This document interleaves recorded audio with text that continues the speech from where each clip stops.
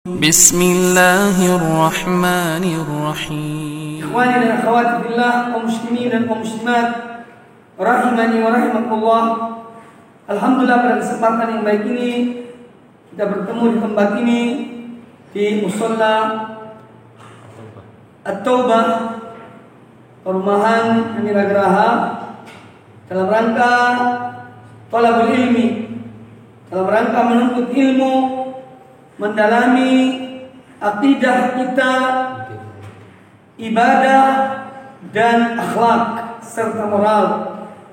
Karena bagaimanapun dengan ilmu itulah kita mengetahui mana yang hak dan mana yang batil, mana tauhid, mana syirik, mana sunnah, mana bid'ah, mana halal, mana yang haram, dan seterusnya. Semua itu ada dengan ilmu. Dan alhamdulillah kita diberikan kekuatan oleh Allah Subhanahu wa taala untuk menyisihkan dari waktu-waktu kita dalam menuntut ilmu, mempelajari ilmu dan mengajarkan ilmu. Dan semoga hadis Nabi sallallahu alaihi wasallam berikut ini adalah bagian yang kita mendapatkan bagiannya, yaitu sabda beliau dalam hadis riwayat Imam At-Tirmidzi dengan sanad yang hasan. Kata beliau sallallahu alaihi wasallam, "Man kharaja fi talabil ilmi fa huwa fi sabilillah hatta yarji'a." Dan siapa yang dia keluar dalam rangka menuntut ilmu, maka dia berada di jalan Allah sampai dia kembali, sampai dia pulang ke tempatnya. Nah, ini satu berita gembira bahwa langkah-langkah kita, perjalanan kita dari rumah ke tempat ini, dan kehadiran kita di majelis yang mulia ini, semoga dicatat sebagai fisabilillah dalam rangka memperjuangkan agama Allah Subhanahu wa taala. Karena memperjuangkan agama Allah Azza wa Jalla itu tidak hanya dengan peperangan, tidak hanya dengan pedang, tidak hanya dengan senjata, tetapi permulaan dari perjuangan di jalan Allah Subhanahu wa taala adalah dengan menuntut ilmu, dengan belajar dan mengajarkan ilmu. Makanya apabila kita melihat sejarah para anbiya, sejarah para rasul alaihi wassalatu wassalam, bahwa pada dasarnya ketika mereka diutus oleh Allah Subhanahu wa taala kepada umat-umat mereka, demikian pula Nabi kita Muhammad sallallahu alaihi wasallam yang diutus kepada seluruh umat manusia. Pada awal permulaan dakwah mereka adalah dengan menyampaikan ilmu dan menyampaikan al-haq, wahyu dari Allah Subhanahu wa taala. Dan oleh karena itu pula tidak semua nabi itu berperang dengan orang-orang kafir. Karena apa? Karena hanya sebagian di antara mereka yang Allah perintahkan berperang. Contoh Nabi Daud alaihissalam, termasuk Nabi kita Muhammad sallallahu alaihi wasallam. Ya, dan ada sejumlah nabi yang mereka itu hanya berdakwah kepada Allah Subhanahu wa taala. Nah, oleh karena itu marilah kita betul-betul meluruskan niat-niat kita di dalam menghadiri majelis yang mulia ini, di dalam menuntut ilmu, karena ilmu adalah salah satu ibadah yang termulia, ibadah yang paling utama, apalagi di masa tersebarnya kejahilan di tengah-tengah umat ini. Oleh karena itu menuntut ilmu menjadi satu kewajiban bagi setiap orang muslim dan muslimah, sebagaimana disabdakan oleh Nabi sallallahu alaihi wasallam, "Talabul ilmi fariidatun ala kulli muslimin." Menuntut ilmu adalah fariidah, adalah kewajiban bagi setiap orang muslim, yang tentu juga adalah orang muslimah. Dan insyaallah taala kajian kita ini mudah-mudahan bisa berkelanjutan, tidak ada halangan, dan yang lainnya adalah pembahasan tentang kitab tauhid. Kita mempelajari akidah kita, amalan-amalan sehari-hari yang sering kita lakukan, Dan kitab tauhid ini yang ditulis oleh Al-Imam Syekhul Islam yaitu Muhammad bin Abdul Wahhab rahimahullah taala, yang mana beliau dilahirkan pada tahun 1115 Hijriah bertepatan dengan 1703 Masehi. Kitab ini adalah beliau ajarkan, beliau menulis untuk mengajak dan menyuruh manusia agar betul-betul melaksanakan dan menegakkan tauhid uluhiyah. Jadi buku ini fokusnya pada apa? Pada tauhid uluhiyah. Mengapa beliau tekankan ya dalam kitab tauhid ini penekanan pada penanaman akidah tauhid uluhiyah? Karena beliau hidup di satu zaman yang mana pada zaman itu terjadi berbagai macam kesyirikan pada Allah Ta'ala yang dilakukan oleh sebagian dari kaum muslimin yang jauh dari ilmu, jauh dari sunnah Nabi Sallallahu Alaihi Wasallam. Adapun masalah tauhid rububiyah, ya, maka hampir semua manusia mengetahui bahwa Allah, Dia yang menciptakan, Dia yang menguasai, dan Dia yang mengatur alam semesta ini. Ini berkaitan dengan tauhid rububiyah. Secara fitrah manusia mengetahuinya bahwa Allah yang menciptakan, yang menguasai, dan yang mengatur alam semesta ini. Itu tauhid rububiyah. Tetapi tidak sedikit di antara kaum muslimin atau manusia di dalam tauhid uluhiyah mereka melaksanakan, mengerjakan peribadatan kepada selain Allah Subhanahu wa taala. Padahal tatkala ditanya tentang tauhid rububiyah, siapa menciptakan kalian, siapa yang menurunkan hujan, siapa yang menciptakan langit dan bumi, semua mereka mengatakan Allah. Namun sayangnya mereka justru mengambil perantara-perantara selain Allah Subhanahu wa taala dalam beribadah pada Allah Azza wa Jalla. Mereka melakukan kesyirikan pada Allah Subhanahu wa taala. Maka perselisihan pada hakikatnya antara para nabi dan umat-umat mereka itu bukan pada tauhid rububiyah. Perselisihan, pertikaian antara para nabi dengan umat-umat mereka termasuk Nabi kita Muhammad SAW, perselisihan itu, pertikaian itu bukan pada tauhid rububiyah, tetapi pada tauhid uluhiyah. Mengapa hanya Allah yang disembah? Mengapa tidak boleh menyembah selain Allah? Kok harus Allah yang kita sembah? Ya, sehingga kemudian terjadi perselisihan dan para nabi tetap mengupayakan secara maksimal, nanti akan disebutkan dalam pembahasan kita, bagaimana para rasul diutus oleh Allah Subhanahu wa taala adalah untuk menyeru manusia, kaum-kaum mereka agar beribadah hanya kepada Allah semata. Maka kitab tauhid yang kita pelajari ini yang ditulis oleh Syekh Muhammad bin Abdul Wahhab rahimahullah taala adalah pada fokusnya, pada intinya, yaitu menyeru kaum muslimin untuk kembali menegakkan tauhid uluhiyah yang menjadi misi seluruh Rasulullah, ya, termasuk Nabi kita Muhammad sallallahu alaihi wasallam. Ini poin penting untuk kita ketahui isi kitab ini secara umum, yaitu mengajarkan kepada kita, menyeru kita atau umat Islam ini agar menegakkan kembali, yaitu atau kembali kepada tauhid uluhiyah, yaitu menyembah hanya kepada Allah Subhanahu wa taala.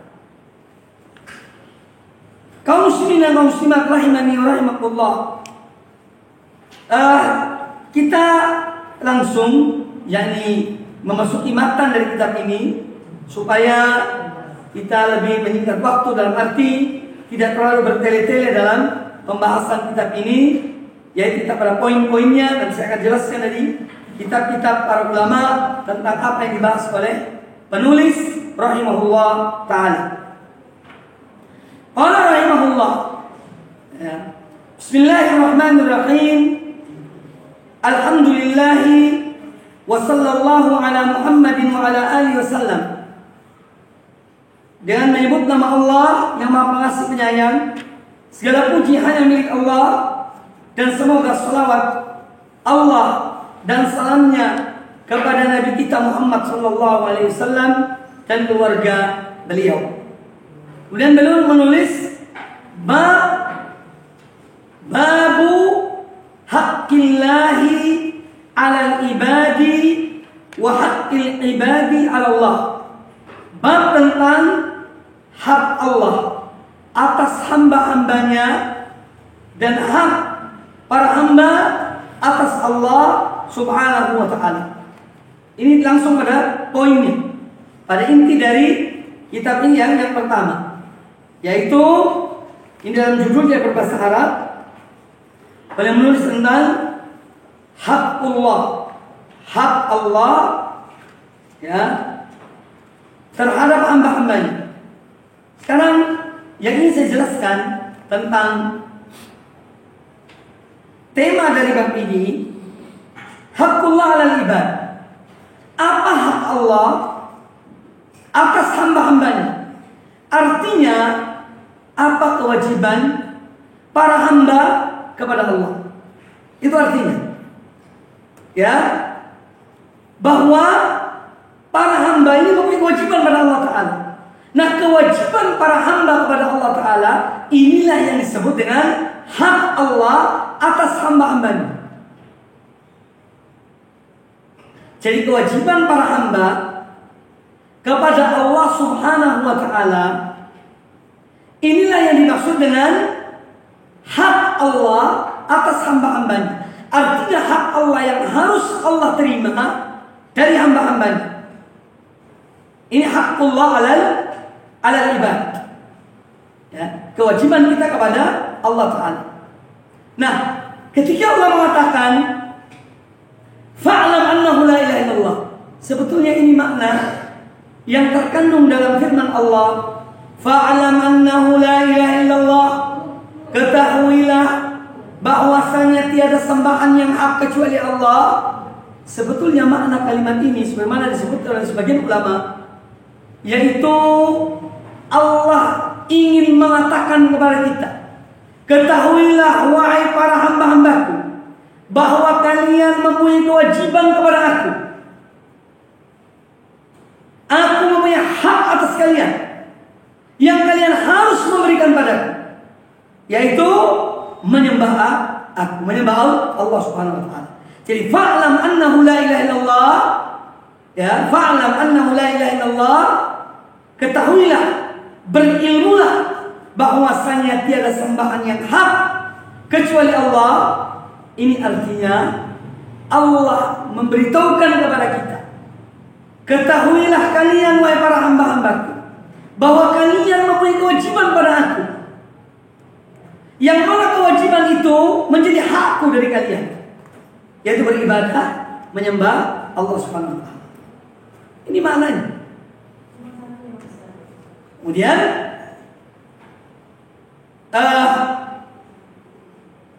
lanjutan dari bab ini, wa haqqul ibad 'ala Allah, dan hak para hamba atas Allah Ta'ala. Artinya apa yang harus diterima, yang harus diperoleh oleh para hamba dari Allah Subhanahu wa Ta'ala jika mereka menyembah Allah. Ya, jadi apa yang harus diterima oleh para hamba dari Allah Subhanahu wa Ta'ala jika mereka mengerjakan tauhid itu, jika mereka menyembah hanya kepada Allah, jika mereka memberikan hak Allah. Apa hak mereka yang mereka terima? Ya, nanti akan dibahas dalam hadis Mu'adz bin Jabal radhiyallahu anhu. Nah, ini tentang judul yang harus kita paham, ya, bahwa aku memiliki kewajiban pada Allah Ta'ala yang aku harus berikan pada Allah, yang mana kewajibanku itu adalah hak Allah atas diriku, dan aku mempunyai hak dari Allah yang harus Allah berikan pada aku jika aku melakukan hal tersebut. Yani jika beribadah hanya kepada Allah. Dan Allah yang mengharuskan dirinya. Sebetulnya Allah tidak ada keharusan bagi Allah Ta'ala. Tetapi Allah mengharuskan dirinya untuk memberikan kepada orang kepada hambanya yang beribadah hanya kepadanya. Allah berjanji, Allah mengharuskan dirinya untuk memberikan hal tersebut. Ya, ini harus dipahami karena memang pada hakikatnya Allah tidak memiliki kewajiban apa-apa. Ya. Tapi ketika Allah mewajibkan sesuatu pada dirinya, maka itu adalah hak Allah untuk mewajibkan dirinya terhadap sesuatu. Nah, ini judul dari bab pertama ini. Ya. Babu haqqillahi 'alal ibad wa haqqil ibadi 'ala Allah.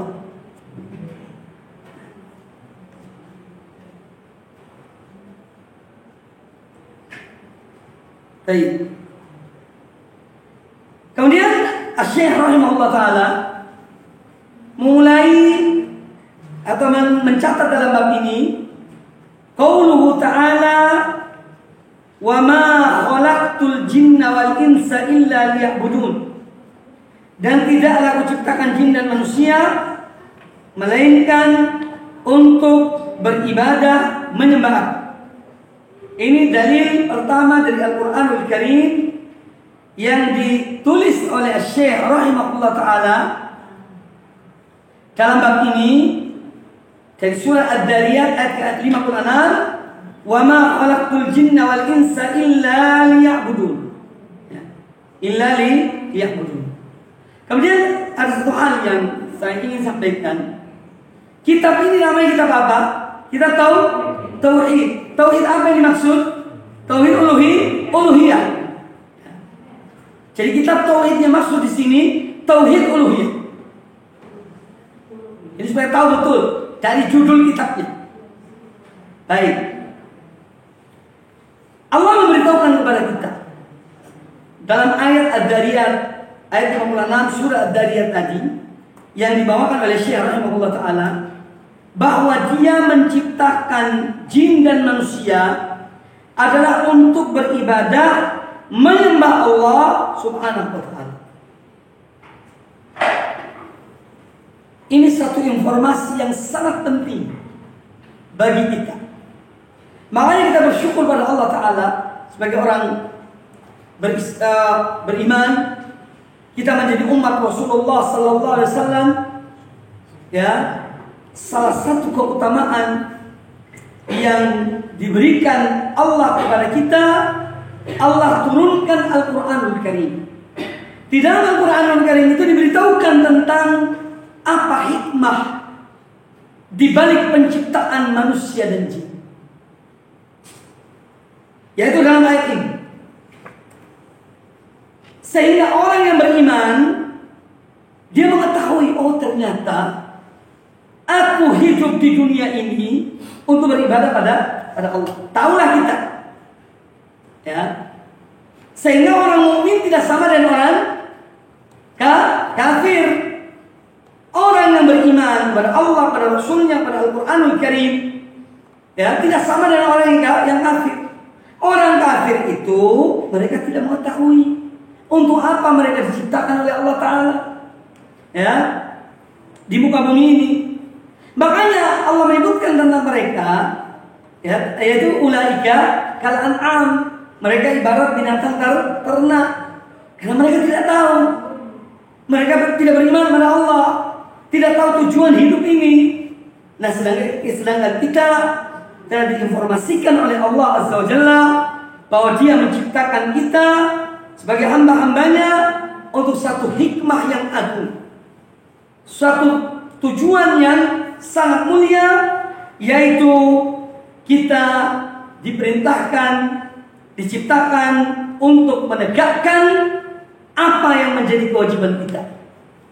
Ya, kita diciptakan oleh Allah Ta'ala untuk menegakkan apa yang menjadi kewajiban kita, yaitu beribadah hanya kepada Allah Subhanahu wa Ta'ala dan tidak menyembah kepada selain Allah Subhanahu wa Ta'ala.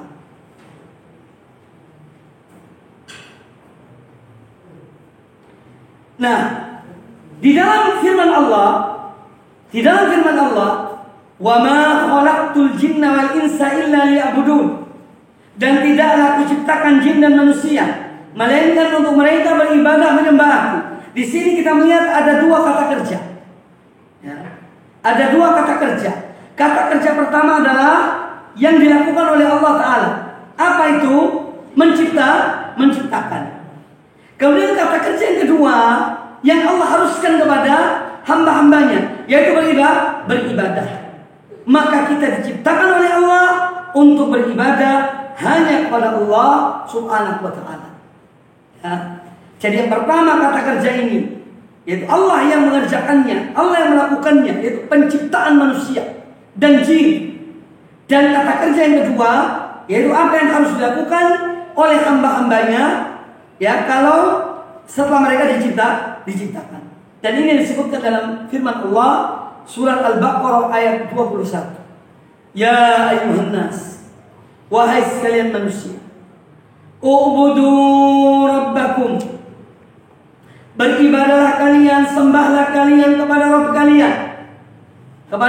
kalian, alladzi khalaqakum, yang telah menciptakan kalian. Ya. Jadi Allah memerintahkan kita untuk beribadah pada Allah karena Dia yang menciptakan kita. Ada hubungan antara apa? Ibadah dan ciptaan. Ya. Ya ayuhan nas, u'budu rabbakum. Wahai sekalian manusia, sembahlah kalian, beribadahlah kalian kepada Rabb kalian, alladzi khalaqakum, yang telah menciptakan kalian, walladzina min qablikum, dan orang-orang sebelum kalian, la'allakum tattaqun. Tujuannya adalah agar kalian menjadi hamba-hamba Allah yang bertakwa.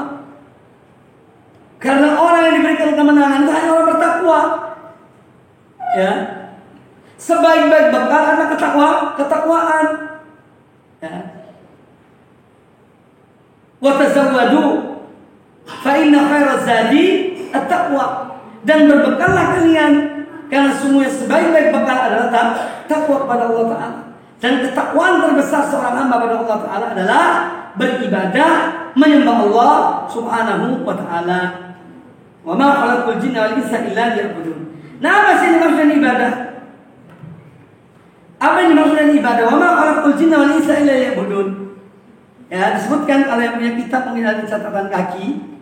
Ibadah itu adalah ismun jami'un. Saya bahasa Arabnya ya. Kalau di sini apa dikatakan? Ibadah adalah penghambaan diri kepada Allah Subhanahu wa Ta'ala dan mentaati segala perintahnya dan menjauhi segala larangannya, sebagaimana yang telah disampaikan oleh Rasulullah Sallallahu Alaihi Wasallam. Nah, kemudian apa yang dimaksud ibadah? Itu pada paragraf kedua catatan kaki itu, ibadah disebutkan oleh Syekhul Islam Ibnu Taimiyah. Ya, qala Syekhul Islam Ibnu Taimiyah. Jadi ini yang perlu antum ketahui. Kalau kata Syekhul Islam itu tidak disebut nama siapa orangnya, berarti yang dimaksud adalah Ibnu Taimiyah.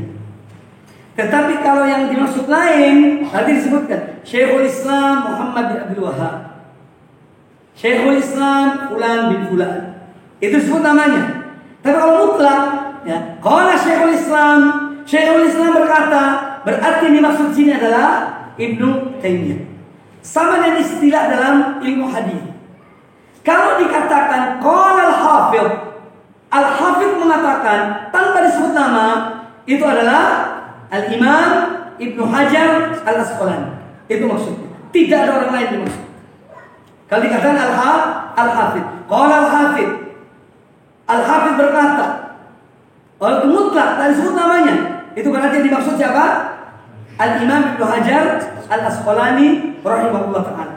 Tetapi kalau dimaksud hafidh yang lain, jadi disebut namanya Al-Hafidh Ibnu Katsir. Nah, misalnya Al-Hafidh Ibnu Katsir, disebut namanya. Nah, kalau sini disebut apa? Qala Syekhul Islam berkata, yang dimaksud Syekhul Islam yang dalam buku saya ini adalah Syekhul Islam Ibnu Taimiyah. Beliau mengatakan al-ibadatu ismun jami'un li kulli ma yuhibbuhullah. Bahwa ibadah itu adalah Ya.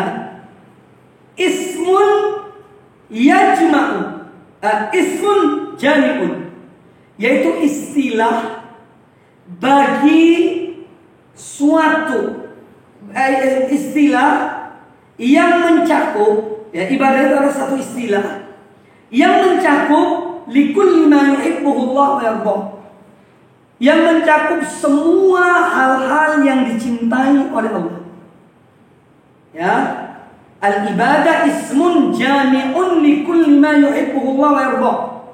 Ibadah itu adalah satu istilah, ya, yang mencakup semua apa yang dicintai oleh Allah dan diridhoi oleh Allah. Baik itu berupa perkataan-perkataan, ya, atau juga perbuatan. Baik yang tampak maupun yang tersembunyi. Itu ibadah namanya. Ya. Jadi ibadah adalah satu istilah bagi, ya, semua atau segala sesuatu yang dicintai oleh Allah dan diridhoi oleh Allah. Baik itu ucapan maupun perbuatan. Baik yang tampak, ya, maupun yang tersembunyi. Itu namanya ibadah. Jadi kita diciptakan oleh Allah Ta'ala untuk beribadah hanya kepada Allah Subhanahu wa Ta'ala. Nah, ibadah itu, ya, ada dua hal yang dengannya suatu amal itu dikatakan ibadah. Pertama adalah ada cinta dalam diri seseorang untuk mengerjakan amal itu. Cinta kepada siapa? Kepada Allah. Kemudian yang kedua, Abdul itu bahwa dia mengerjakannya dengan tunduk dan menghinakan dirinya. Dia menghinakan dengan dirinya. Makanya kalau seorang mencintai sesuatu dan dia menghambakan dirinya kepada sesuatu itu, ya, berarti apa? Dia telah menyembah sesuatu itu. Kalau ada orang mencintai sesuatu selain Allah, kemudian dia tunduk patuh, ya, merendahkan dirinya, menghinakan diri pada sesuatu itu, ini berarti ibadah. Makanya kita dilarang syirik. Orang-orang musyrikin itu, mereka cinta pada patung-patung mereka, dan mereka tunduk pada patung-patung mereka, pada berhala-berhala mereka. Makanya Allah menyebutkan mereka apa?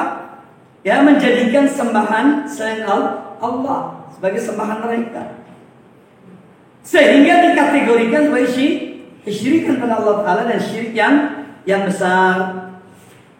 Nah, ini pemahaman tentang al-ibadah. Wa ma khalaqul jinna wal insa illa liya'budun.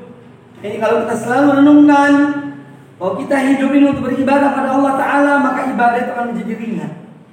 Ya. Kalau ada orang merasa keberatan ketika beribadah, kembali kepada tujuan, mengingat untuk apa dia diciptakan. Ternyata aku diciptakan beribadah pada Allah. Maka kenapa kita merasa berat beribadah pada Allah Ta'ala? Wong kita diciptakan untuk beribadah kepadanya. Nah, maka dari demikian insyaallah akan meringankan ibadah itu. Ini yang dimaksud dengan ini sama dengan keikhlasan. Keikhlasan itu menjadikan ibadah sesuatu menjadi ringan. Karena ini ikhlas. Tetapi kalau seorang tidak ikhlas kepada Allah Ta'ala, sesuatu menjadi berat, ya. Maka ikhlas itu akan meringankan sesuatu yang berat. Ya, keikhlasan itu meringankan sesuatu yang berat. Sedangkan ketidakikhlasan itu akan memberatkan sesuatu yang ringan. Contoh nyata dalam pekerjaan kita sehari-hari. Kalau kita ikhlas, kerjaan yang berat jadi ringan. Ya. Tapi kalau kita tidak ikhlas, yang ringan, angkat gelas bawa masuk ke rumah, ke dalam rumah itu pun berat. Karena ada ikhlas. Padahal sekedar ngangkat. Ya, kadang-kadang kita nyuruh anak kita, nah, tolong angkat gelas ini bawa ke belakang. Karena ada tamu baru pulang tamunya. Kalau dia tidak ikhlas, berat. Waduh ayah, Habib, Aku tok yang disuruh, yang lain tidak pernah disuruh. Jadi berat kan? Karena tidak ikhlas. Tapi kalau ikhlas dengan senang hati akan ringan. Apa yang berat menjadi ringan. Akan menjadi ringan. Oh ya, terima kasih. Jazakallah khair. Ayah telah memberikan aku pahala. Ya, ini dengan sebab perintah ini aku dapat pahala. Ini ikhlas pada Allah Ta'ala. Ya, maka dari itu keikhlasan meringankan beban yang berat. Ketidakikhlasan sebaliknya akan memberatkan suatu yang ringan. Ya, dari itu mari kita ikhlas dalam amal-amal kita, perbuatan-perbuatan kita, ya, agar kita selalu ikhlas kepada Allah Subhanahu wa Ta'ala. Kemudian ayat yang disampaikan yang kedua dalam bab ini yaitu firman Allah tentang misi seluruh rasul. Walaqad ba'atsna fi kulli ummatin rasulan an i'budullaha wajtanibut taghut, dan sungguh telah kami mengutus pada setiap rasul, pada setiap umat seorang rasul. Ya, dan sungguh telah kami mengutus pada setiap umat seorang rasul. Apa yang diperintahkan oleh para rasul itu kepada umat-umat mereka?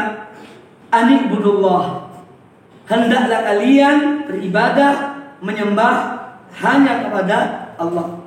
Wajtanibu at-taghut, dan jauhilah dari menyembah taghut. Ya, ini disebutkan dalam surat An-Nahl ayat yang ke-36. Nah, Allah menyebutkan di sini walaqad ba'atsna fi kulli ummatin, dan sungguh telah kami utus pada setiap umat. Berarti setiap umat yang Allah mengutus rasul pada mereka tujuannya satu. Misinya satu. Yaitu apa? Menyeru umat-umat mereka untuk beribadah, menyembah hanya kepada Allah semata, dan meninggalkan semua sembahan-sembahan selain Allah. Siapapun dia dan apapun dia, ya, dan apapun dia. Nah, di sini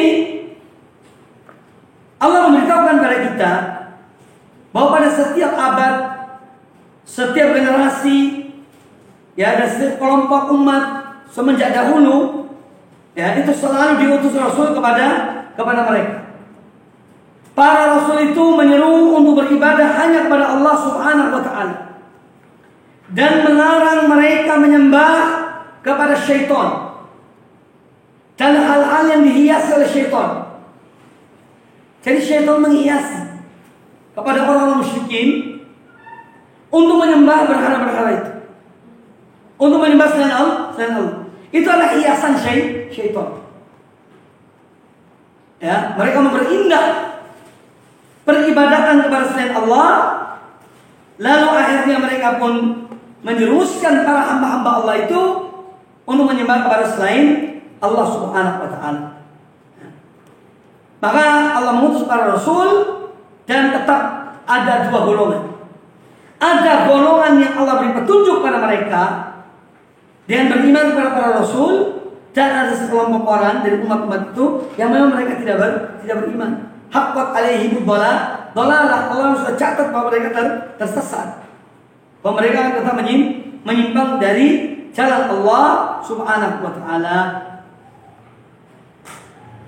Kemudian juga ayat yang lain contohnya, ya, ayat yang lain tentang hal ini disebutkan di dalam surat Al-Anbiya ayat yang ke-25. Ya. Wa ma arsalna min qablika min rasulin illa nuhi ilaihi annahu la ilaha illa ana fa'budun. Surat Al-Anbiya ayat ke-25, yang mana Allah Ta'ala berfirman, ya, dan tidaklah kami, ya, wa ma arsalna min qablika, dan tidaklah kami mengutus sebelum engkau Muhammad dari seorang rasul pun, illa nuhi ilaihi, melainkan kami wahyukan kepadanya, kami perintahkan kepadanya untuk mengatakan pada umat-umat mereka, yaitu apa? Annahu la ilaha illa ana, bahwa saya tidak sembahan yang hak kecuali aku, yaitu kecuali Allah. Fa'budun, maka sembahlah Allah. Beribadahlah kepada Allah Subhanahu wa ta'ala. Jadi tauhid ini adalah tauhid uluhiyah, menyuruh menyembah pada Allah Ta'ala, ya, dan tauhid uluhiyah. Karena tauhid rububiyah sudah diakui ya oleh manusia. Dan semua para nabi yang diutus oleh Allah Subhanahu wa taala, baik Nabi Nuh, Nabi Ibrahim, Nabi Hud, Nabi Saleh, ya, dan yang lainnya dari para anbiya, semua menyeru kaum mereka agar beribadah menyembah hanya kepada Allah Subhanahu wa taala. Nah, ini yang mereka mengingkari. Orang-orang musyrikin itu mengingkari para rasul mereka. Kok tidak boleh kami menyembah selain Allah? Padahal ini yang kami dapati dari nenek moyang kami dulu. Mereka membolehkan kami menyembah selain Allah, atau menjadikan selain Allah sebagai perantara. Loh, kamu kok datang nyuruh kita menyembah hanya kepada Allah? Maka terjadi perselisihan antara para nabi dengan umat-umat mereka. Contohnya adalah apa yang disebutkan oleh Allah Subhanahu wa taala dalam surat Al-A'raf ayat yang ke-70. Ya. Surat Al-A'raf ayat 70 tentang ucapan kaum Nabi Hud. Ucapan kaum Nabi Hud kepada nabi mereka. Qalu, kata mereka, ajitana lina'budallaha wahdah. Apa engkau datang wahai Hud kepada kami agar supaya kami menyembah hanya kepada Allah saja? Tidak boleh kami menyembah yang lainnya. Ibaratnya begitulah. Ya. Ibaratnya demikian. Kemudian kepada Nabi kita Muhammad SAW, orang-orang Quraisy pun mengatakan dalam surat Shad ayat kelima. Surat Shad ayat yang kelima. Kata mereka kepada Nabi SAW, ya, aja'alal alihata ilaha wahida. Apakah dia Muhammad menjadikan sembahan-sembahan yang banyak ini, berhala-berhala yang banyak ini, dijadikan oleh Muhammad hanya Tuhan yang satu saja? Ya. Inna hadza la syai'un ujab. Sungguh ini adalah sesuatu yang aneh, kata mereka. Sungguh ini sesuatu yang aneh. Jadi ini artinya pemberitahuan Allah kepada kita tentang pokok permasalahan pertikaian antara para nabi dan umat-umat mereka, yaitu pada tauhid uluhiyah, bukan pada tauhid rububiyah. Karena mereka mengakui Allah menciptakan, Allah yang memberi rezeki, Allah yang menurunkan hujan, Allah yang menghidupkan, Allah yang mematikan, semua mereka akui. Tapi ketika menyembah, sini mereka berhenti. Loh, kok tidak boleh menyembah selain Allah? Ya. Padahal ini yang kami dapati dari nenek moyang kami. Ya. Kamu mau datang bawa sesuatu yang baru, ya, yang tidak pernah kami dapati dari nenek moyang kami, dari ayah-ayah kami, kata mereka. Ini pokok permasalahan. Ya, itu dalam tauhid uluhiyah. Kemudian ayat ini dibawakan yang ketiga oleh Syekh rahimahullah ta'ala, yaitu juga firman Allah memerintahkan untuk bertauhid pada Allah SWT, yang diambil dari surat Al-Isra. Surat Al-Isra ayat yang ke-30, ayat yang ke-23. Allah SWT berfirman, wa qadha rabbuka alla ta'budu illa iyyah wa bil walidaini ihsana. Wa qadha rabbuka, qadha di sini artinya amara wa wassa, ya, dan Tuhanmu, Rabbmu memerintahkan dan mewasiatkan kepada Muhammad. Wa qadha rabbuka alla ta'budu illa iyyah. Ya. Apa yang diputuskan? Apa yang diwasiatkan? Apa yang diperintahkan? Allah ta'budu illallah. Ya. Allah ta'budu illa iyyah. Jangan sekali-kali kamu menyembah, ya, kamu beribadah kecuali hanya kepadanya. Ya, kecuali kepada Allah Subhanahu wa ta'ala. Ini juga mengandung makna apa? La ilaha illallah. Ya. La ta'budu illa ilah. La ilaha illallah. Itu artinya. Cuma itu makna la ilaha illallah. Tiada sembahan yang hak kecuali Allah.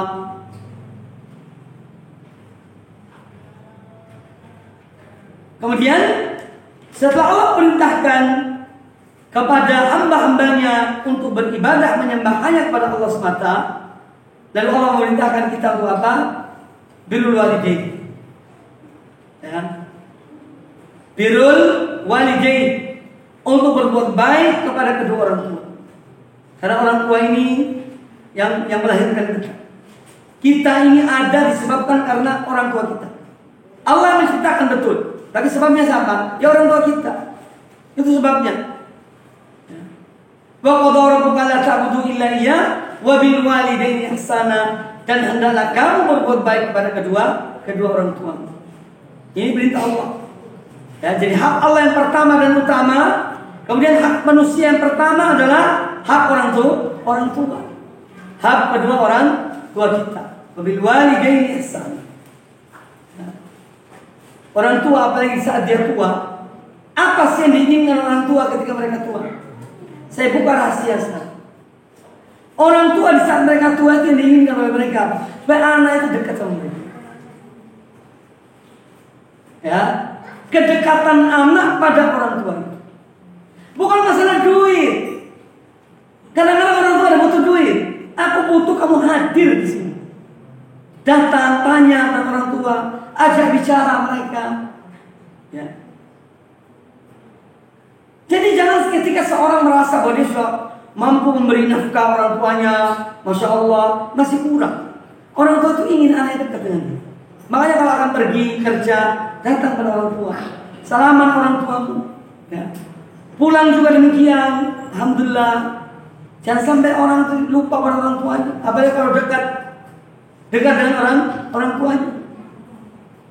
Ya. Jadi tentang birrul walidain. Dan orang yang berbakti pada kedua orang tuanya, wallah hidupnya akan nyaman, hidupnya akan tenang, akan barokah. Orang berbakti pada kedua orang tua, hatta orang itu kafir, meskipun orang itu bukan muslim, kalau dia baik sama orang tuanya, Allah berikan pada dia balasan di dunia ini. Ya, yaitu apa? Ya kecukupan Allah berikan pada dia. Ya, dalam hidupnya. Meskipun dia bukan orang muslim, karena Allah memberikan balasan di dunia pada mereka. Ya. Apalagi orang beriman. Nah, ini kadang-kadang kita sayangkan. Ada sebagian teman-teman, Masya Allah udah ngaji, tapi jenguk orang tuanya, waduh, tidak tahu kapan. Padahal rumahnya dekat, tak jauh. Rumahnya dekat. Kalau mau orang tuanya berat luar biasa. Subhanallah. Ini kerugian besar bagi anak yang masih ada orang tuanya, kemudian disia-siakan orang tuanya itu. Ya. Dan doa orang tua sangat penting karena diterima oleh Allah Subhanahu wa taala. Maka jangan sampai seorang itu durhaka pada kedua orang tuanya. Jadi hak Allah, kemudian hak kedua orang tua. Kemudian Allah perintahkan dalam surat An-Nisa ayat yang ke-35 ya. Allah Ta'ala berfirman, wa'budullaha wa la tusyriku bihi syai'an. Dan sembahlah kamu kepada Allah, dan jangan kamu menyekutukan Allah dengan suatu apapun. Kalau kita mencari ayat-ayat Al-Quran Al-Karim, banyak kita jumpai tentang perintah Allah beribadah hanya kepada Allah Ta'ala. Contoh yang nyata di antara surat-surat Al-Quran yaitu Qul ya ayyuhal kafirun. Qul ya ayyuhal kafirun, katakan wahai orang kafir, la a'budu ma ta'budun. Aku tidak menyembah apa yang kalian sembah.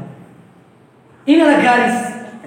Maka tidak ada toleransi dalam masalah akidah, dalam masalah ajaran. Tidak ada toleransi. La a'budu ma ta'budun. Wa la antum 'abiduna ma a'bud. Dan kamu tidak menyembah apa aku sembah. Wa la ana 'abidu ma 'abadtum. Dan aku tidak menyembah apa yang kalian sembah. Wala antum 'abiduna ma a'bud. Dan aku tidak menyembah apa yang kalian sembah. Lakum dinukum waliyadin, bagi kalian agama kalian, bagi aku agama aku. Maka jangan disalahartikan masalah toleransi. Toleransi dalam ajaran tidak ada toleransi dalam ajaran. Toleransi itu dalam apa? Pergaulan, dalam muamalah sama manusia, ya itu tapi ajaran tidak toleransi.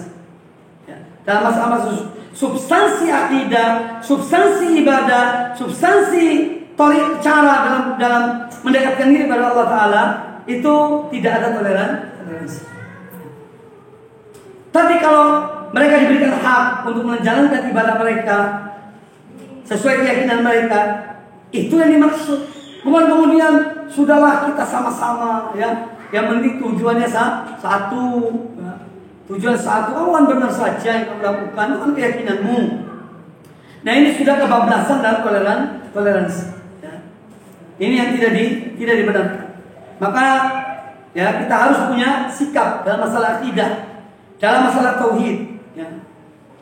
Wa'budullaha la tusyriku bihi syai'an, dan menyembahlah kalian kepada Allah, beribadahlah kalian kepada Allah, dan jangan kalian menyekutukan Allah dengan sesuatu. Nah ini juga sebagai penjelasan dari ayat yang sebelumnya. Dua ayat ini, wa qadara rabbuka alla ta'budu illa iyyah wa a'budullaha wa la tusyriku bihi syai'an, ini sebagai penjelasan tentang ibadah yang menjadi tujuan diciptakannya manusia, yaitu untuk beribadah kepada Allah Subhanahu wa Ta'ala. Jadi dua ayat ini sebagai penjelasan bagi ayat yang pertama tadi yang dibawakan oleh Syekh rahimahullah Ta'ala. Kemudian Allah berfirman, ya, wa'budullaha wa la tusyriku. Allah berfirman, wa qawluhu qul ta'alau atlu ma harrama rabbukum 'alaikum. Qul, katakanlah wahai Muhammad, ayo kemarilah kalian, aku bacakan kepada kalian, ya, tentang apa yang diharamkan kepada kamu sekalian. Ya. Qul, katakanlah wahai Muhammad, ta'alau, ayo kemari kalian, atlu ma harrama rabbukum 'alaikum. Aku akan bacakan pada kalian apa yang diharamkan oleh Rabb kalian atas kalian. Ya. Yang pertama tentang tauhid. Alla tusyriku bihi syai'an.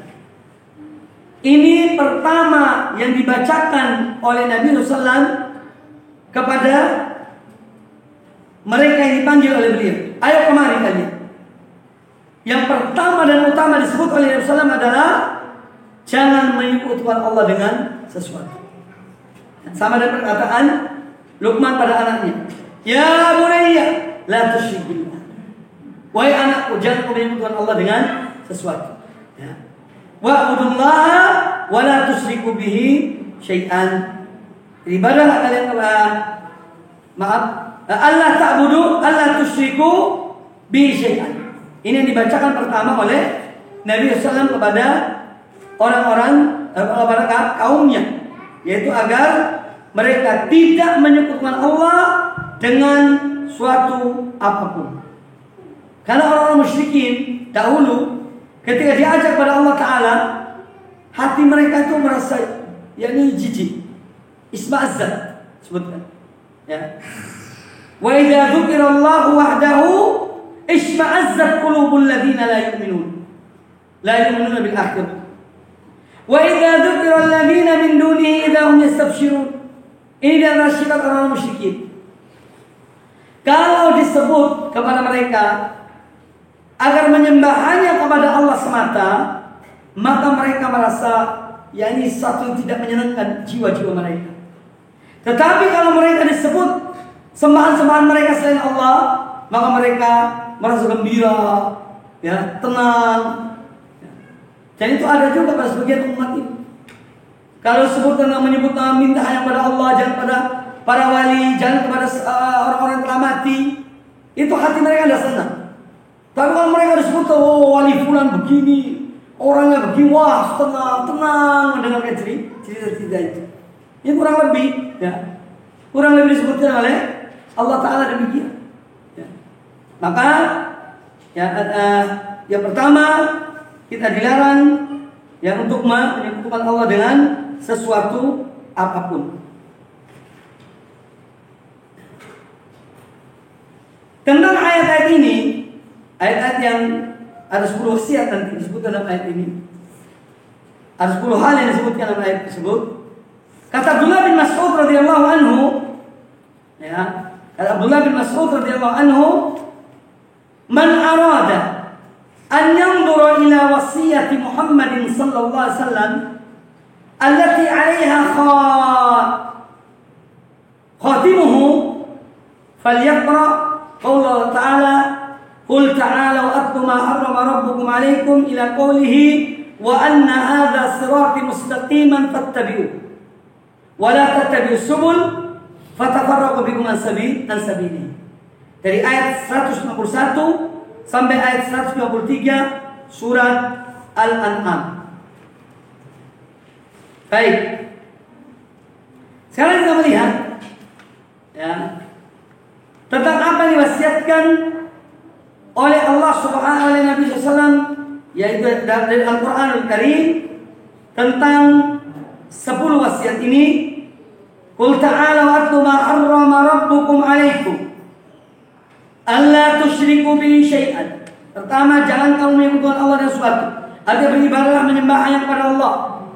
Yang kedua, wabil walidaini ihsana. Yang kedua adalah hendaklah kalian berbuat baik pada kedua orang tua. Yang ketiga, wala taqtulu auladakum min imlaq. Janganlah kalian membunuh anak-anak kalian hanya karena takut kelaparan. Nahnu narzuqukum wa iyyahum. Kami yang memberikan rezeki pada kalian dan juga kepada mereka. Yang keempat, wala taqrabul fawahisha ma dhahara minha wa ma batana. Dan jangan kalian mendekati perbuatan-perbuatan yang kecil-kecil, baik yang tampak maupun yang tersembunyi. Kemudian yang kelima, wala taqtulun nafsa allati harrama Allahu illa bil haqq.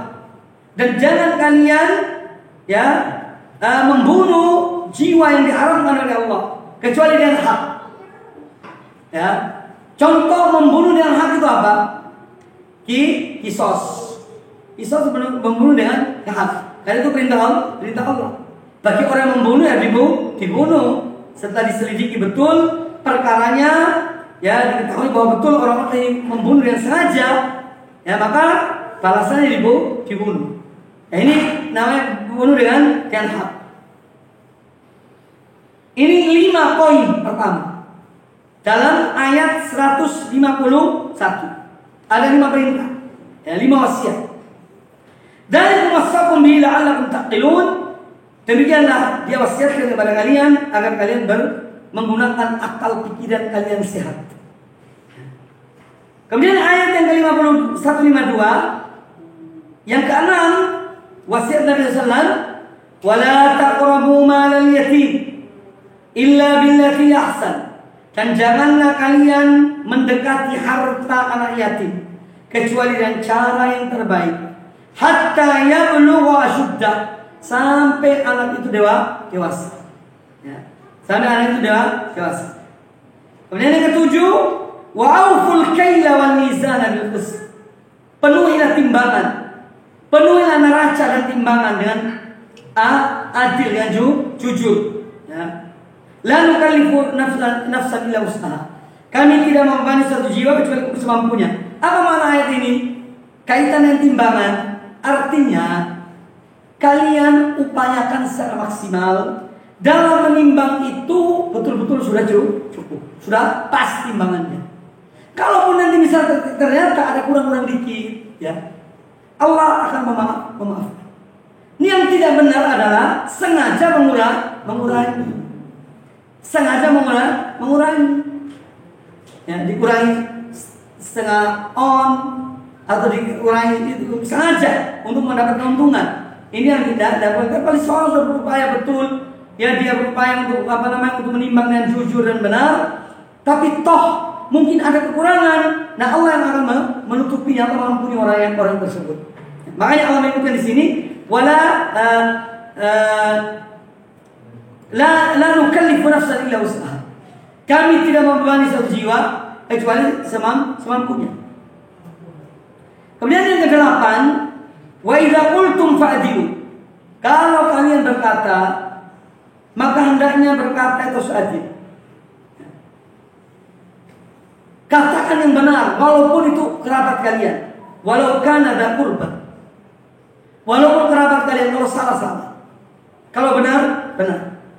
Jangan karena kerabatmu, karena dirimu, aku membela dirimu. Ya, tidak berkata yang adil, tidak berkata yang benar.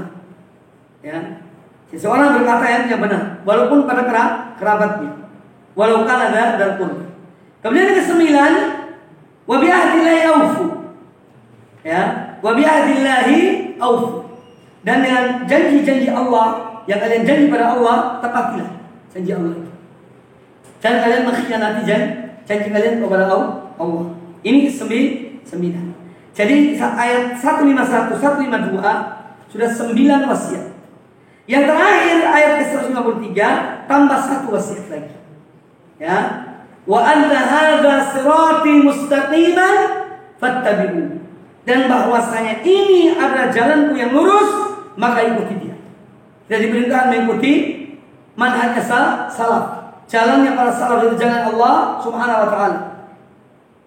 Wa anna hadza sirati mustaqiman fattabi'u. Dan bahwasanya ini adalah jalanku yang lurus, maka ikutilah dia. Wa la tattabi'us subula. Dan jangan kalian mengikuti jalan-jalan yang banyak. Ini menunjukkan bahwa jalan-jalan kesesatan itu banyak. Jalan yang hak itu hanya satu. Jalan menuju Allah hanya satu, yaitu jalannya Rasulullah SAW dan orang-orang yang mengikuti mereka. Pertama kali ada para sahabat, kemudian para tabi'in dan seterusnya. Wala tattabi'us subul fatafarraqu bikum an sabilihi. Niscaya jalan-jalan yang banyak itu akan mencerai-beraikan kalian dari jalan Allah. Ini wasiat yang ke-10. Dzalikum wasaqum bihi la'allakum tattaqun. Demikianlah kami wasiatkan kepada kamu sekalian agar kalian bertakwa. Maka salah satu bentuk ketakwaan yang juga terbesar adalah mengikuti jalan Rasulullah sallallahu alaihi wasallam, jalan para salafus salih. Karena itu yang mengikuti Rasulullah adalah para sahabat radhiyallahu anhum ajma'in. Ya. Makanya kata Abdullah bin Mas'ud tentang 10 wasiat ini, man arada an yanzura ila wasiyati Muhammad allati 'alaiha khatamuhu falyaqra qaulahu ta'ala qul ta'alu atlu ma harrama rabbukum 'alaikum. Barang siapa yang dia ingin melihat kepada wasiat Muhammad sallallahu alaihi wasallam sebagai wasiat yang terakhir yang kemudian beliau meninggal setelah itu, maka baca ayat ini. 3 ayat dari surat Al-An'am. 151, 152, 153. Itu 10 wasiat dari Rasulullah yang terakhir sebelum beliau ini meninggal. Jadi yang pertama disebutkan adalah tentang tauhid. Allah tusyriku billahi wa bi syai'. Jangan menyekutukan Allah dengan suatu apa. Allah tusyriku bi syai'. Tauhid yang paling pertama dan utama. Kemudian tentang hak Allah Ta'ala, tentang hak Allah Subhanahu wa Ta'ala yang saya sebutkan tadi. Jadi bahwa hak Allah itu adalah ada kewajiban para hamba pada Allah. Nah, kewajiban para hamba kepada Allah ini menjadi apa? Hak milik Allah yang harus dipenuhi oleh para hamba kepada Allah. Anda kan kadang-kadang kalau kerjaan minta haknya. Mana hakku? Jadi hakku, hak dari tenaga yang aku kerja di tempat ini. Mana hakku? Berikan hakku. Kewajibanmu melaksanakan tugas itu kewajiban namanya. Hak itu sebagai balasan dari kewajiban itu. Nah, hak Allah kepada hamba-hambanya yaitu kewajiban para hamba kepada Allah. Kewajiban kita pada Allah apa? Beribadah. Nanti kita akan diberikan oleh Allah kalau kita melaksanakan kewajiban itu, akan diberikan hak kita oleh Allah Subhanahu wa taala. Ini benar-benar bisa dipahami tentang hak dan kewajiban. Nah, dari Mu'adz bin Jabal radhiyallahu anhu, wa an Mu'adz ibn Jabal radhiyallahu anhu qala, dari Mu'adz bin Jabal radhiyallahu anhu beliau berkata, kuntu radifan Nabi sallallahu alaihi wasallam ala himarin. Pernah suatu ketika aku dibonceng, ya, di belakang Nabi sallallahu alaihi wasallam, di atas seekor keledai. di atas seekor keledai. Faqala li, maka beliau berkata kepada aku, ya Mu'ad, atadri ma haqqullah 'alal ibad? Wahai Mu'ad, tahukah engkau apa yang menjadi hak Allah atas para hambanya? Ini apa artinya? Apa yang menjadi kewajiban para hamba kepada Allah? Itu maksudnya. Apa kewajiban para hamba kepada Allah? Yang mana kewajiban mereka ini merupakan apa? Hak Allah. Paham ya ini ya bahasanya? Jadi apa hak Allah para hamba? Ya, ma haqqullah 'alal ibad. Apa hak Allah atas hamba-hambanya? Artinya apa kewajiban para hamba kepada Allah? Kemudian wa ma haqqul ibad 'ala Allah, dan apa yang menjadi hak para hamba atas Allah? Dalam bahasa yang mudah, apa kewajiban Allah kepada hamba-hambanya? Yani kalau mereka beribadah menyembah Allah. Maka saya katakan tadi, sebetulnya tidak ada kewajiban bagi Allah Ta'ala, tapi Allah mewajibkan dirinya. Sama dengan firman-Nya, ini contoh bahwa Allah mewajibkan dirinya. Ya, sama dengan firman tentang masalah kezaliman. Allah mengatakan dalam hadis qudsi riwayat Imam Muslim, "Inni haramtu dzulma 'ala nafsi." Sesungguhnya aku mengharamkan diriku untuk berbuat kezaliman. Si Allah mengharamkan diri berbuat kezaliman. Padahal Allah berkuasa. Seandainya Allah mau berbuat zalim, bisa kan tidak? Sangat mampu. Tapi Allah mengharamkan dirinya berbuat kezaliman kepada hamba-hambanya. Ini haramtu dzulma ala nafsi. Aku mengharamkan atas diriku berbuat kezaliman kepada hamba-hamba. Wa ja'altuhu bainakum muharraman, dan aku jadikan perbuatan kezaliman itu haram di antara kalian. Fala tadzalamu, maka janganlah kalian saling menzalimi. Ya. Jadi ini contoh, Allah mengharamkan dirinya berbuat zalim. Nah ini pun demikian di dalam hadis ini, Allah mewajibkan dirinya. Kalau hambanya beribadah hanya kepadanya, Allah menyelamatkan hamba itu dari azab Allah. Kita lanjutkan hadis ini. Ya Mu'ad, atadri ma haqqullah 'alal ibad? Wahai Mu'ad, tahukah engkau apa hak Allah atas hamba-hambanya?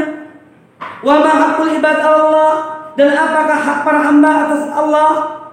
Qultu Allah wa rasuluhu a'lam. Kata Mu'ad bin Jabal, Allah dan Rasulnya lebih mengetahui.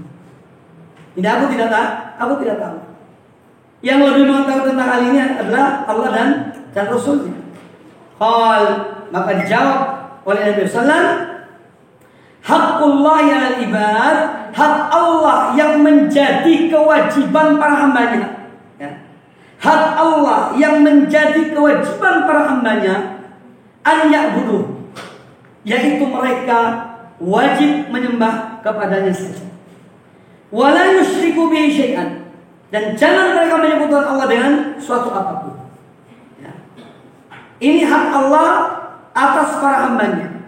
Hak Allah yang menjadi kewajiban bagi para hambanya, yaitu menyembah hanya kepada Allah. Kemudian wa haqqul ibadi 'ala Allah, dan hak para hamba, artinya yang menjadi kewajiban Allah kepada mereka para hamba itu, ya. Wa haqqul ibadi 'ala Allah alla yu'adziba, bahwa dia tidak akan mengadab man la yusyriku bihi syai'an. Dia tidak akan mengadab kepada seorang yang tidak menyekutukannya dengan sesuatu. Itu menjadi apa? Kewajiban Allah untuk tidak mengadab kepada hamba yang tidak menyekutukan Allah dengan sesuatu. Qultu ya Rasulullah, afala ubashshirun nas? Kata Mu'ad bin Jabal, ini kan berita gembira ini. Kata Mu'ad bin Jabal, ya Rasulullah, tidakkah aku beritahukan berita gembira ini kepada orang-orang, kepada manusia? Qala tubashshirhum fayattakilu. Kata Nabi SAW, udah diam, tidak usah bicara, tidak usah sampaikan. Fayattakilu, nanti mereka yang akan bersandar pada ini. Akhrajahu fi sahihain, dikeluarkan oleh Imam Bukhari dan Imam Muslim dalam kitab Sahihain. Nah, jadi ini pada hari ini kita mengatakan tentang kewajiban kewajiban para hamba kepada Allah, atau hak Allah pada atas hamba-hambanya dan hak para hamba atas Allah Subhanahu wa taala. Dari hadis Mu'adz bin Jabal ini. Nah, di dalam bab ini ada hal-hal yang menjadi poin-poin penting. Ini yang disebut masail. Kandungan bab ini, bab pertama ini. Yang pertama, al-hikmatu fi khalqil jinni wal ins. Kita mengetahui hikmah apa di balik penciptaan manusia dan jin. Apa hikmah? Yaitu beribadah, menyembah hanya kepada Allah Subhanahu wa taala. Dan tidak menyembah Allah dengan sesuatu. Itu hikmahnya. Ayatnya sudah disebutkan tadi. Yang kedua, tsaniya, annal ibadah ya tauhid. Ya, li'anna al-khusuma fihi. Bagi maksudnya ibadah dalam ayat wa ma khalaqtul jinna wal insa illa liya'budun. Tidaklah aku ciptakan jin dan manusia kecuali untuk mereka beribadah pada aku. Yang dimaksud ibadah sini adalah tauhid. Yaitu mentauhidkan Allah. Karena di sini pokok permasalahan. Dan tauhid yang dimaksudnya adalah tauhid ibadah, tauhid uluhiyah, bukan tauhid yang lainnya. Bukan tauhid yang lainnya, tapi tauhid uluhiyah. Li'anna al-khusumata fihi, karena pertikaian antara para nabi dan umat-umat mereka dalam masalah ini. Dalam masalah ibadah. Poin ketiga, ya. Anna man lam ya'ti bihi lam ya'budillah. Orang yang tidak mengerjakan, yang tidak melaksanakan ibadah kepada Allah Ta'ala, atau tidak menjalankan ibadah ini, atau tidak menjalankan tauhid, ya. Wa man lam ya'ti bihi ay bitauhid, barang siapa yang dia tidak melaksanakan tauhid, artinya dia tidak beribadah pada Allah Subhanahu wa taala. Orang yang tidak melaksanakan tauhid berarti dia tidak beribadah pada Allah Ta'ala.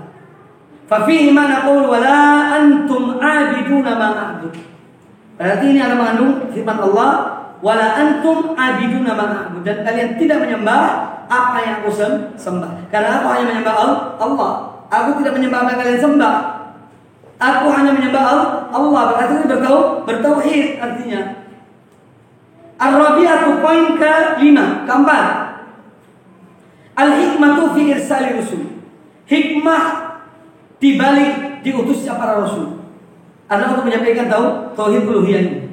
Tauhid ibadah. Jadi tauhid uluhiyah bisa dinamakan juga tauhid ibadah.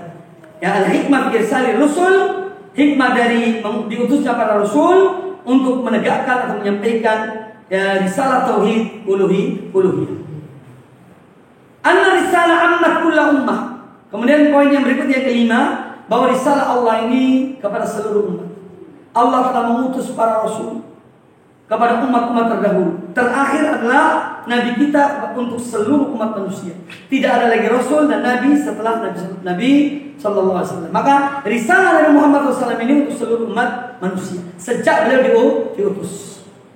Ya, sejak beliau diutus. Anna risalah ammat kulla ummah. Bahwa risalah Allah itu mencakup seluruh umat. Karena setiap umat ada nabi-nabinya. Sampai diutusnya Nabi kita Muhammad Sallallahu Alaihi Wasallam. Kemudian yang kata poin ke-6, anna dinal anbiya'i wahid. Bahwa agama seluruh nabi itu satu. Yaitu mentauhidkan Allah, menyeru manusia kepada tauhid uluhiyah. Walaupun syariat mereka berbeda. Ya, cara-cara ibadah mereka mungkin berbeda. Syariat mereka berbeda. Ya. Tetapi misi ajaran pertama para nabi ya sama semuanya, yaitu adalah menyeru kepada tauhid. Kemudian poin ke-7, al-mas'alatul kabirah anna ibadallah la tuhsal illa bil kufr bit taghut. Ada satu hal yang penting, bahwa tidak bisa seorang itu mewujudkan tauhid pada Allah Ta'ala dan ibadah kepada Allah Ta'ala kecuali kalau dia itu mengingkari semua penyembahan kepada selain Allah. Makanya orang bertauhid itu benci kalau melihat ada sembahan-sembahan selain Allah, benci. Lihat patung, ya, lihat sesajen, itu benci, hatinya benci. Karena kebencian di hati. Ya. Tidak mesti seorang itu misalnya ada sesajen yang diangkat buang, dilempar, ya mungkin dipukuli orang. Ya. Tapi minimal ada kebencian dalam dirinya. Ketika ada kebencian kepada perbuatan itu berarti ada tauhid dalam dirinya. Ya, ada tauhid dalam dirinya. Jadi minimal ada kebencian. Makanya kita tidak mungkin, atau orang mukmin tidak mungkin mencintai kesyirikan itu apapun bentuknya. Jadi anna ibadat Allah la tuhsal illa bil kufur bit taghut. Peribadatan pada Allah tidak akan terwujud kecuali kalau seorang itu berlepas diri dan dia kufur kepada semua jenis taghut.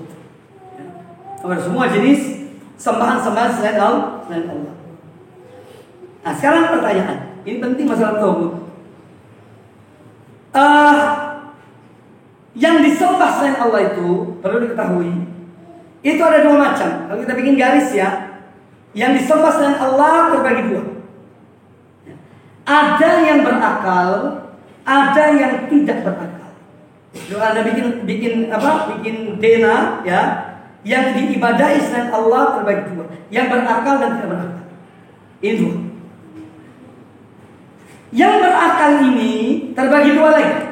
Ya, yang berakal. Yang disembah selain Allah yang berakal itu terbagi dua. Yang ridho disembah dan tidak ridho disembah. Contoh yang ridho disembah Fir'aun, Namrud dan yang lainnya. Siapa saja yang ridho disembah itu bagian, salah satu bagian. Ada yang tidak ridho, yang berakal yang tidak ridho. Contohnya apa? Nabi Isa alaihissalam. Orang-orang yang soleh, wali-wali Allah, mereka tidak mau disembah. Mereka tidak mau diibadahi oleh kaum mereka, tidak mau. Tapi mereka disembah. Jadi yang berakal tapi tidak ridho. Contoh para malaikat. Para malaikat tidak mau disembah oleh yang menyembah mereka. Ini yang berakal yang tidak ridho. Jadi yang berakal terbagi dua. Ada yang ridho, ada yang tidak ridho. Kemudian yang bagian kedua di atas tadi itu yang tidak berakal. Contohnya adalah ya pohon, api, ya patung, betala, kayu dan yang lainnya, sapi termasuk. Nah ini para ulama menyebutkan Al-Quran mengatakan yang disembah tadi itu yang berakal dan ridho disembah, ini yang tauhid. Jadi jangan kalian ada orang mana Nabi Isa kira-kira tauhid apa Nabi Isa? Ya Nabi Isa bukan tauhid. Nabi Isa tidak mau disembah. Maka yang disembah selain Allah yang berakal terbagi dua. Ada yang ridho, ada yang tidak ridho. Yang ridho ini namanya tauhid, termasuk syaitan. Syaitan mau disembah, iblis. Ya. Fir'aun mau disembah, Namrud mau disembah, dan ada sebagian raja-raja dahulu, ya, mereka tuh mau disembah oleh kaumnya, oleh rakyatnya. Nah ini namanya tauhid.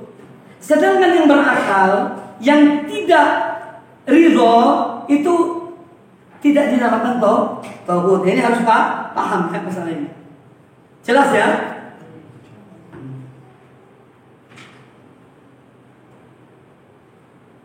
Karena ini poin ke-8 yang disebutkan sini. Atau anna tauhid amun fi kulli ma ubida min dunillah. Ini perkataan juga tidak perinci loh ini.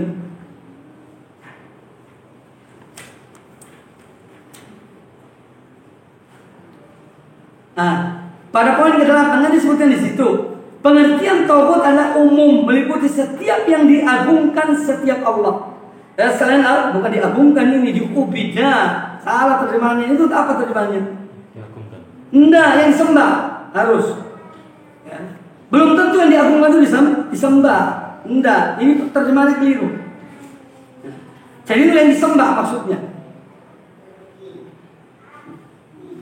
Mencakup semua yang disembah selain Allah. Maka ini ada perinciannya. poin ke-8 adalah rincian yang tadi itu. Yang disembah selain Allah itu ada yang ridho, ada yang tidak ridho. Yang tidak ridho seperti Nabi Isa, Nabi Musa, Uzair, ya, dan yang lainnya. Ada yang tidak ridho mereka. Para malaikat tidak ridho disembah. Ya. Yang kedua ada yang ridho. Nah, yang ridho ini yang tauhid.